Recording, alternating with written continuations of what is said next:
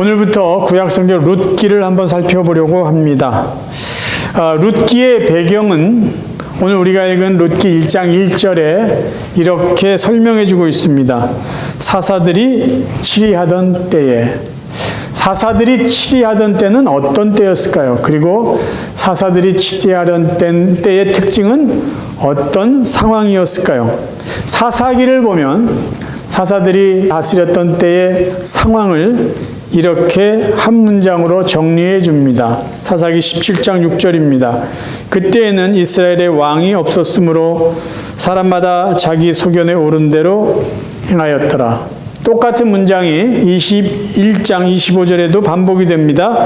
그때에 이스라엘의 왕이 없으므로 사람이 각기 자기의 소견에 오른 대로 행하였더라. 사사들이 이스라엘 백성들을 다스렸던 때는 왕이 없었던 시대입니다. 그런데 왕이 없었지만 때마다 사사들이 등장하여 이스라엘 백성들을 다스렸던 시기이기도 합니다. 그런데 왜 사람들은 각기 자기의 소견대로 자기의 마음대로 행동을 했을까요? 사사시대의 특징은 참된 리더의 부재 시대였기 때문입니다. 사사라는 지도자가 있었음에도 불구하고 백성들이 따를 진정한 리더가 없었다라는 것입니다. 왕이 없었다는 것은 단지 왕이 없었다는 의미가 아니라 하나님이 원하시는 하나님의 뜻대로 백성들을 다스렸던 왕이 없었다는 의미이기도 합니다. 사사시대를 마치고 이스라엘 백성은 사울 왕을 시작으로 왕정 시대에 이릅니다. 그럼에도 수많은 왕이 있었지만 이스라엘에는 하나님의 뜻대로 백성을 다스리는 영적 리더가 없었습니다. 그래서 많은 왕이 있었음에도 불구하고 진정한 하나님의 뜻을 따르는 왕이 없었기 때문에 사실 이스라엘 역사를 보면은 하나님만 섬기지 않고 많은 우상을 섬겼던 것을 볼 수 있습니다. 자, 여기서 왕이 없었다. 그래서 사람이 각기 자기의 뜻대로 자기의 소견대로 행동했다라는 것을 개인에 적용을 한다면 이 말은 개인의 삶 속에 하나님이 없었다라는 것을 우리가 이해할 수 있습니다. 그러니까 사사시대의 특징은 참된 리더가 없었고요. 왕정시대에는 참된 하나님의 뜻을 따르는 영적 지도자가 없었다는 것이고, 이것을 개인적으로 적용한다면 하나님이 없었다라고 우리가 이해할 수 있습니다. 자, 사사시대의 특징, 진정한 리더가 없었고 참된 영적 리더가 없었고, 그래서 개인에게는 하나님이 없었던 그러한 시대에 어떤 일이 벌어졌을까요? 사사들이 치리하던 때에 그 땅에 흉년이 들게 됩니다. 자, 여기서부터 오늘 우리가 살펴볼 나오미라는 이 여인의 실수가 드러나게 됩니다. 이제 우리가 읽었던 본문 말씀을 룻기 1장 1절부터 6절까지 제가 천천히 읽어드리겠습니다. 과연 나오미와 그의 남편은 어떤 실수를 했을까? 여러분 한번 관찰해 보세요. 힌트를 드린다면 나오미 부부가 결정을 하고 그들이 살던 장소를 옮기는 데 있어서 그들은 실수를 범합니다. 제가 읽어드릴게요. 어떤 실수인지 여러분 한번 발견해 보시기 바랍니다. 사사들이 치리하던 때에 그 땅에 흉년이 드니라. 유다 베들레헴의 한 사람이 그의 아내와 두 아들을 데리고 모압 지방에 가서 거류하였는데 그 사람의 이름은 엘리멜렉이요 그의 아내의 이름은 나오미요 그의 두 아들의 이름은 말론과 기럧이니 유다 베들레헴 에브라 사람들이었더라. 그들이 모압 지방에 들어가서 거기 살더니 나오미의 남편 엘리멜렉이 죽고 나오미와 그의 두 아들이 남았으며 그들은 모압 여자 중에서 그들의 아내를 맞이하였는데 하나의 이름은 오르바요 하나의 이름은 룻이더라. 그들이 거기에 거주한 지 10년쯤에 말론과 기럧 두 사람이 다 죽고 그 여인은 두 아들과 남편의 뒤에 남았더라. 그 여인이 모압 지방에서 여호와께서 자기 백성들을 돌보시사 그들에게 양식을 주셨다함을 듣고 이에 두 며느리와 함께 일어나 모압 지방에서 돌아오려 하여. 이 부부의 첫 번째 실수는 뭘까요? 그들은 왕이 없던 시대에 어려움을 당하자 하나님의 뜻이 아닌 자기의 뜻대로 결정한 것이 있어요. 자기가 살던 베들레헴 지역에 흉년이 듭니다. 그래서 그들이 이 어려움을 피하기 위해서 어느 땅을 선택하느냐 하면요, 모압 땅을 선택합니다. 유대 땅에서 모압으로 갈 때 그들의 선택 기준은 뭐였냐면요, 먹을 것이 풍부한 곳이에요. 자, 모압 지방에서 다시 그의 고향 베들레헴으로 올 때 그들이 선택하고 결정한 기준은 어디에 있었냐면요, 먹을 것이 풍족한 것이었어요. 그들의 결정의 기준은요, 먹을 것이었습니다. 그들이 그 선택을 할 때 하나님의 뜻을 구하지 않았어요. 영적인 것에 기준을 두지 않고 육적인 눈에 보이는 것이 그들의 판단 기준이었습니다. 근데 모압이 어떤 곳인지 우리가 한번 생각해 볼 필요가 있어요. 모압은 그때 이스라엘과 적대적인 관계에 있었던 부족이었습니다. 그리고 모압은 당연히 하나님을 섬기지 않고 우상을 섬기는 부족들이었어요. 역사를 좀 그들이 알았다면 모압 족속이 어떻게 생겨난지를 그들이 압니다. 상당히 부끄러운 역사적인 배경이 모압 족속을 시작한 동기였습니다. 창세기 19장으로 넘어가 봅니다. 19장 36절부터 읽어드릴게요. 룻이 아니라 롯입니다. 아브라함의 조카 롯의 두 딸이 아버지로 말미암아 임신하고 큰 딸은 아들을 낳아 이름을 모압이라 하였으니 오늘날 모압의 조상이요, 작은 딸도 아들을 낳아 이름을 베남미라 하였으니 오늘날 암몬 자손의 조상이었더라. 소돔과 고모라 이야기 여러분 아시죠? 하나님께서 소돔과 고모라를 불로 심판하실 때 롯의 가족만을 살려줍니다. 근데 롯의 아내는 뒤돌아보죠. 소돔과 고모라의 미련을 두고 뒤돌아봐서 소금 기둥으로 변하고 롯과 두 딸은 살아납니다. 그들은 간신히 목숨을 구하고 동굴에서 삽니다. 그때 롯의 두 딸이 아버지에게 술을 먹여서 아버지와 함께 잠자리를 하고 자식을 갖게 돼요. 큰 딸도 아들을 낳고 나중에 작은 딸도 아들을 낳게 되는데 그 낳은 아들이 한 아들은 모압의 조상이 되고 다른 아들은 암몬의 조상이 됩니다. 이들은 나중에 이스라엘 백성을 몹시 괴롭히는 이스라엘과 아주 대적하는 족속이 되었고요. 거짓된 우상을 섬기는 부족이 되었고 나중에는 이스라엘과 원수가 돼서 하나님께서는 모세에게 암몬 사람과 모압 사람은 여호와의 총회에 들어오지 못하게 하라고 말씀을 합니다. 그러니까 이스라엘 백성과 암몬 모압 족속은요, 사실은 원수와 같은 대적하는 부족이었어요.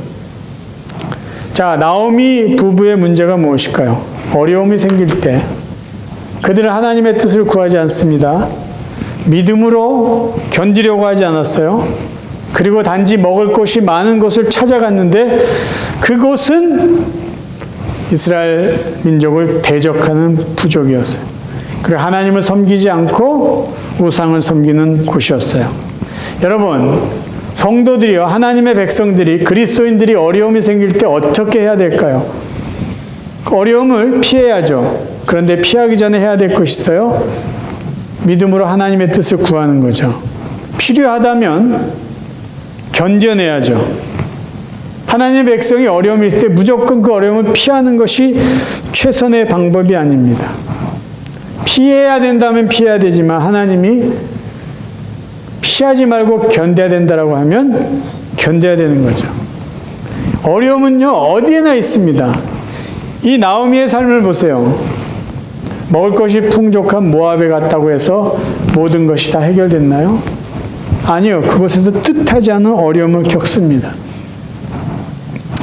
하나님의 백성들이라면 힘든 일이 있을 때 수단과 방법을 가리지 않고 그 어려움을 가장 쉽고 편한 방법으로 피하는 사람이 아니라 어렵고 힘든 과정 속에서도 하나님의 뜻을 구하며 살아가는 사람들이 되어야 됩니다. 여러분, 저희들이 이렇게 말할 수 있어요. 나오미 가정을 동정할 수 있습니다. 아니, 당장 살아야 되니까 그렇게 결정할 수 있는 거 아니냐. 자식들도 있는데 먹을 것이 없어서 어떡하냐. 그래서 이민이라도 가야 되는데 그걸 가지고 뭘 우리가 쉽게 판단하느냐. 그렇게 말할 수 있어요. 근데 여러분 생각해 보세요. 아니, 하나님의 백성들이라면 하나님 뜻과 상관없는 곳에 하나님을 떠나서 갈 수 있나요? 하나님 없이 모든 것을 다 할 수 있습니까? 그렇게 사는 것이 과연 하나님의 백성다움일까요? 그래요. 일단 먹고 살 거 다 해결한 다음에 그게 좀 안정된 다음에 하나님 섬기면 되죠. 그렇게 말하면 우리가 그걸 충분히 받아들일 수 있을까요? 저는요, 지금까지 살아오면서 몇 사람들이 이렇게 하는 말을 제가 들었어요. 목사님, 나중에요, 좀 먹고 살만하면요, 조금 지나서 좀 편해지면요, 제가 교회 봉사도 하겠습니다. 그때 신앙생활 잘하겠습니다. 저는 그렇게 저에게 말한 사람이요, 편해지는 거는 봤는데 다시 돌아와서 신앙생활하는 것은 못 봤어요. 그렇다면 그분들이 편해지고 여유있게 사는 것, 소위 말해서 복받은 것이 진정한 축복이라고 우리가 말할 수 있을까요? 정말로 우리가 하나님이 나의 구원자시다, 나는 하나님을 믿는다, 하나님 나를 사랑하는 분이다, 정말로 하나님이 나의 구원자고 나를 지켜주는 분이다라고 믿는다면요, 당장 어려움이 있다고 해서 하나님과 전혀 상관없는 일을 하고 하나님과 전혀 상관없는 곳을 찾아다니고 하나님을 기쁘시게 하지 않는 직업을 선택하며 살아갈 수 있을까요? 성도들이요, 하나님의 은혜를 간증할 때마다 나타나는 공통점이 적어도 두 가지가 있어요. 많은 사람들의 간증 속에 나타나는 공통점이 적어도 두 가지가 있는데, 첫 번째는 뭐냐면요, 모든 사람에게는 각기 다른 어려움이 있다라는 거예요. 그러니까 모두에게는 어려움이 있어요. 그들이 겪은 그 어려움의 어떤 색깔은 다를지 몰라도 사람들은 다 어려움이 있구나라는 게 공통점이에요. 두 번째 공통점은 뭐냐면요, 그렇게 어렵고 힘들었는데 믿음으로 견디고 견뎠더니 마침내 하나님이 생각지도 못한 그런 은혜를 주셨다는 거예요.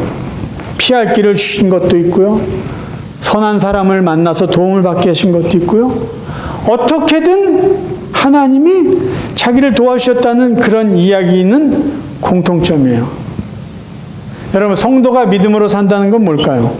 믿음으로 산다는 것, 하나님이 나에게 앞으로 무슨 일이 있을 거고 너는 이렇게 저렇게라고 구체적으로 말씀해 주지 않았더라도, 내 앞날이 어떻게 될지 구체적으로 모를지라도 하나님은 나와 함께 하신 분이야, 하나님은 나를 사랑하신 분이야, 하나님 나에게 필요한 은혜를 주시는 분이야, 그것을 믿고 사는 게 믿음으로 사는 삶이에요.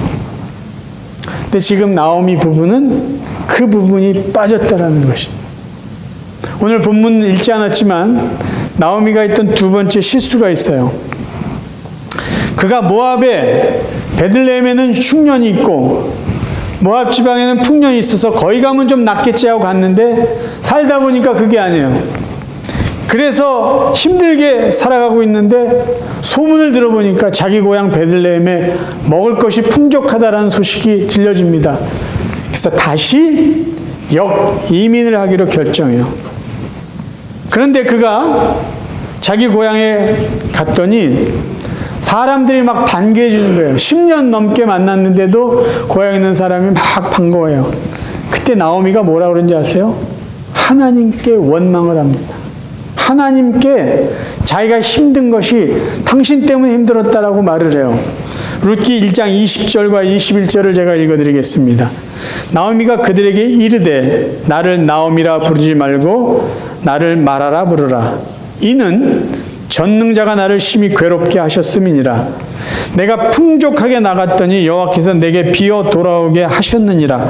여호와께서 나를 징벌하셨고 전능자가 나를 괴롭게 하셨거늘 너희가 어찌 나를 나오미라 부르냐 하니라. 나오미라는 은혜라는 말이에요. 복이라는 말이에요. 근데 마라는 쓰다, 아픔이다라는 뜻이 있어요. 그러니까 사람들이 와 나오미 왔어요 막 반가워하니까 나오미가 그들을 향해서 말하는 거예요. 나를 고통이라고 불러라. 나를 축복이라 부르지 말라는 거예요. 왜요? 전능자가 나를 괴롭게 했다는 거예요. 그리고 또 뭐라 그래요? 나는 풍족하게 나갔는데 하나님께서 나를 빈털터리가 되게 돌아오셨다는 거예요. 나를 징벌하셨고 나를 괴롭게 하셨다. 여러분 이게 맞는 말이에요? 정말 하나님이 그 나오미가 하나님 뜻대로 살려고 했는데 그를 힘들게 했을까요? 사실 나오미는 이런 말 할 자격이 없어요. 만약에 하나님이 나오미에게 너희들 모압 가서 살아. 내가 책임져 줄게 그랬는데 이렇게 힘들게 돌아오게 하셨다면 이 말이 가능할 거예요. 근데 자기가 선택했잖아요. 하나님의 뜻을 구하지도 않고. 그리고 나서 자기가 선택한 결과에 대해서 하나님께 원망을 하고 있어요. 잘할 땐 자기 탓이에요. 안 될 땐 하나님 탓이에요. 여러분 하나님은요 언제나 그 자리에 계십니다. 근데 단지 사람들이요 하나님 있는 그 자리를 떠나요. 그리고 떠나고서 뭐라 그런지 알아요? 하나님이 안 계시다고 그래요. 그리고 방황하다가 하나님이 계신 그 자리로 돌아와요.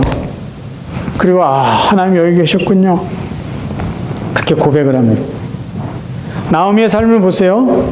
하나님의 은혜가 있는 자리를 떠납니다.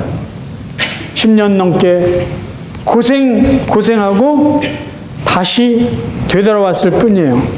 차라리 가지 않았더라면, 차라리 조금 힘들지만 거기서 믿음으로 참고 견뎠더라면, 하나의 은혜를 기다렸더라면 이런 아픔도 없었을 거예요. 이런 원망도 하지 않았을 것이에요. 조급함 때문이에요. 자기의 생각이 옳다라는 교만 때문입니다. 이와 비슷한 예가 성경에 있어요. 먹는 것 때문에 하나님 앞에서 실수한 또 다른 예가 있습니다. 그 사람은 바로 아브람이에요. 아브람. 자, 창세기 12장 5절 또 제가 7절 10절을 읽어드립니다. 아브람이 그의 아내 사레와 조카 롯과 하란에서 모은 모든 소유와 얻은 사람들을 이끌고 가나안 땅으로 가려고 떠나서 마침내 가나안 땅에 들어갔더라. 가나안 땅에 들어갔을 때 하나님이 뭐라고 그러신 줄 아세요? 7절 여호와께서 아브람에게 나타나 이르시되 내가 이 땅을 너의 자손에게 주리라 하신지라. 자기에게 나타나신 여호와께 그가 그곳에서 제단을 쌓습니다. 하나님이 주셨다고 분명히 말씀했어요. 근데 10절에 가면요 상황이 바뀌어요. 그 땅에 기근이 들었으므로 아브라함이 애굽에 거류하려고 그리로 내려갔으니 이는 그 땅에 기근이 심하였습니다. 자, 하나님이 약속하신 그 땅을 주셨어요. 아브라함이 그걸 감사한 마음으로 하나님께 제사를 쌌어요. 제사를 드렸어요. 근데 그 땅에 기근이 있자 눈을 어디로 돌리냐면 애굽으로 돌려요. 거기 먹을 게 많았거든요. 그래서 애굽으로 갑니다. 아브라함이 야곱에 잠시 머문 때에 한 사람을 데리고 나와요. 이 사람이 지금까지 큰 문제의 원인이 됩니다. 창세기 16장 1절에 보면요. 아브라함의 아내 사레는 출산하지 못하였고 그에게 한 여종이 있으니 애굽 사람이요 이름은 하갈이라. 애굽 사람이 갑자기 왜 등장할까요? 대부분 성경학자들은 아브라함이 창세기 10장에 애굽에 머물 때 데리고 나온 여자라는 것이죠. 이 하갈하고 아브라함하고 무슨 사건이 드러나요? 하갈을 통해서 자식을 낳으려고 하죠. 하나님이 아니다라고 말씀하세요. 하갈을 통해서 낳은 아들이 이스마엘이에요. 이스마엘은 아랍 족속의 조상입니다. 지금까지 싸워요. 지금까지. 지금 정말 거기 화약고가 이미 터졌어요. 사람들이 불안해요. 3차 대전이 시작된 것 아닌가 불안해요. 먹는 것 때문에 시작한 실수가 지금 몇백 년, 수천 년이 지나도 그 후유증이 일어나고 있는 것이에요. 가기 전에 했어야 되는 게 뭐예요? 하나님의 뜻을 구하는 거 아니에요. 하나님의 뜻을 구하는 거. 힘들어도 좀 버텼어야 되는데 먹을 것 많은 그곳에 간 것 때문에 벌어진 악순환입니다. 사탄은요, 우리가 배고플 때 유혹하는 고유의 방법이 하나 있어요. 배고플 때 사탄은 우리를 어떻게 유혹하는지 아세요? 돌을 가지고 떡을 만들라는 거예요. 마태복음 4장 3절 시험하는 자가 예수께 나왔으리되 네가 만일 하나님의 아들이거든 명하여 이 돌들로 떡덩이가 되게 하라. 여러분 배고플 때요 가장 쉬운 방법으로 돌로 떡을 만들 수 있다 하더라도요 절대 그렇게 만들면 안 돼요. 돌을 갖고 떡을 만드는 건요 법을 어기는 거예요. 해서는 안 되는 일이에요. 근데 사단은 그렇게 유혹하죠. 야 굶어 죽을 것 같은데 뭐가 어때? 법 좀 어기면 어때? 그렇게 하는 사람도 있어. 근데 그렇게 하면 안 돼요. 그래서 예수님이 우리에게 답을 주시는 게 마태복음 4장 4절이에요. 예수께서 대답하여 이르시되 기록되었을 때 사람이 떡으로만 살 것이 아니요 하나님의 입으로부터 나오는 모든 말씀으로 살 것이라 하였느니라. 이 말씀이 무슨 뜻인 것 같아요? 아무리 배고파도 돌을 가지고 떡을 만들면 안 되고 법대로 해야 되는 거예요. 하나님의 뜻대로 살라는 것이에요. 배고프다고 돌을 가지고 떡을 만들면 누군가는 돌로 만든 떡을 먹을 거 아니에요. 그리고 내 배가 부르면 그게 맞는 삶이냐는 거예요. 아니라는 거예요. 배고파도 힘들어도 하나님의 말씀대로 하나님의 뜻대로 정직하게 바르게 살아야 된다는 것이에요. 사단은 우리를 계속 유혹해요. 뭐 어때? 힘든데 죽을 것 같은데. 그러나 그럼에도 불구하고 우리가 놓치면 안 되는 게 하나님의 뜻입니다. 하나님의 뜻이에요. 제가 이번에 한국 방문하는 중에 여권을 잃어버렸어요. 여권을 잃어버렸어요. 공항에서 전화 데이터를 살려고 잠시 여권을 꺼내서 그 사람에게 보여주고 다시 가방에 넣었어요. 그 집에 와서 여권이 들어있는 가방에서 저희 아들과 제 여권을 빼서 이거 잘 놔둬야지. 어디 갈 때 이 가방을 들고 다닐 거니까 잘 놔둬야지. 거기까지만 생각이 나고요. 어디에다 잘 뒀는지를 모르겠는 거예요. 그래가지고 가방을 다 쏟고 집었는데 이 여권이 발이 달렸는지 날개가 달렸는지 못 찾겠는 거예요. 그래서 결국 미 대사관에 그 온라인으로 예약을 해서 저희가 수요일 날 비행기를 타야 되는데 화요일 날 하루 전날 미 대사관 아침부터 가서 사람들 다 간 우리가 제일 마지막까지 남아서 임시 여권을 만들어서 여러분 앞에 이렇게 왔습니다. 그때 제가 느낀 게 있어요. 해외 나갔더니 나를 증명해 줄 수 있는 게 여권밖에 없구나. 거기에 캘리포니아 드라이브 라이센스가 무슨 소용이 있어요. 특별히 해외여행 때 나를 증명해 주고 나를 보장해 줄 수 있는 거는 여권이에요. 여권이 가장 확실한 아이디예요. 여러분 아이디 아시죠? 아이디는 아이덴티티 다큐멘트의 약자라고 말하기도 하고요. 아이덴티피케이션의 약자라고도 말합니다. 컴퓨터를 사용할 때는 아이디를 입력하세요라는 것은 고유의 사용자의 이름이나 특별한 무슨 번호나 이런 문자지만 통상 아이디 보여주세요. 아이디 카드 보여주세요. 이거는 내 자신을 증명할 수 있는 증명서예요. 확인서예요. 신원을 증명하는 그런 증서입니다. 근데 해외여행을 할 때는 가장 확실한 아이디가 뭐예요? 패스포트예요. 그러니까 내가 한국에 있든지 미국에 있든지 유럽에 있든지 나라는 사람을 보장해 줄 수 있는 것은 패스포트라는 거죠. 자, 그러면 오늘 우리가 읽은 이 본문 내용을 현대로 약간 각색해서 이야기를 해볼까요? 자, 나오미 가족이 모압이라는 곳으로 이민을 했습니다. 그럼 팔레스타인 지역과 모압, 어쨌든 경계가 있을 거 아니에요. 그럼 그 경계에서 여권을 보여줬을 거 아니에요. 그쵸? 여권을, 오늘날식으로 말한. 그러면 이 나옴이라는 여인이 보였던 여권은 어떤 여권이었겠어요?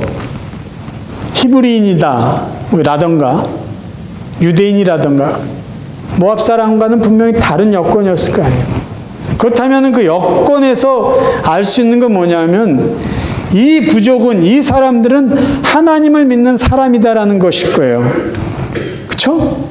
그들의 여권에는. 그러면은 모압 지방에 들어갔을 때 그들이 하나님을 믿는 어떤 백성들, 하나님을 믿는 어떤 부족들, 민족들이라는 그 여건으로 들어갔을 텐데 왜 그녀는, 그들의 가족은 그 지방에서 하나님을 믿는 사람다운 삶을 살지 않았냐라는 것이에요. 여러분에게 질문 한번 드려볼게요. 우리가 영적으로 봤을 때 우리 모두가 그리스도인인데 그리스도인이라는 것을 증명할 수 있는 영적 아이디가 여러분 뭐라고 생각하세요? 여러분에게 나는 그리스도인입니다라고 증명할 수 있는 여러분만의 아이디, 여러분만의 여건은 무엇이라고 생각하십니까? 내가 예수 믿는 사람이에요. 그걸 확인시켜 줄 수 있는, 증명할 수 있는 아이디가 무엇이라고 여러분 생각하세요? 눈으로 보이지 않겠죠, 당연히. 이 그리스도인이라는 아이디가 드러날 때는 언제냐? 배고플 때예요. 어려움이 있을 때예요. 그런데 저쪽은, 하나님이 기뻐하지 않는 저쪽에는 먹을 것이 많이 있어요. 그때 우리의 그리스도인이라는 영적 여건을 활용해야 되는데 어떻게 활용해야 될까요? 저쪽으로 가면 안 되죠. 여기에서 믿음으로 내 이 여건을 가지고, 내 아이들을 가지고 살아가야 되는 거예요. 하나님의 뜻을 구하고 눈에 보이고 쉬운 것, 빠른 것을 선택하는 것이 아니라 바른 것을, 하나님의 뜻을 구하면서 살아가야 되는 거예요. 그럴 때 바로 우리가 그리스도이라는 우리의 신분이 제대로 드러나게 된다는 거예요. 힘들다고 불평해요. 내 실수와 내 실패까지도 하나님 탓을 돌리며 하나님을 원망해요. 그러면 그런 모습 속에서는요, 우리의 아이덴티티가요, 그리스도인다움이 드러날 수 없습니다. 오늘 잠언 말씀을 여러분에게 들려줌으로 오늘 설교를 마치려고 해요. 잠언 3장 5절, 6절, 7절입니다. 너는 마음을 다하여 여호와를 신뢰하고 내 명철을 의지하지 말라.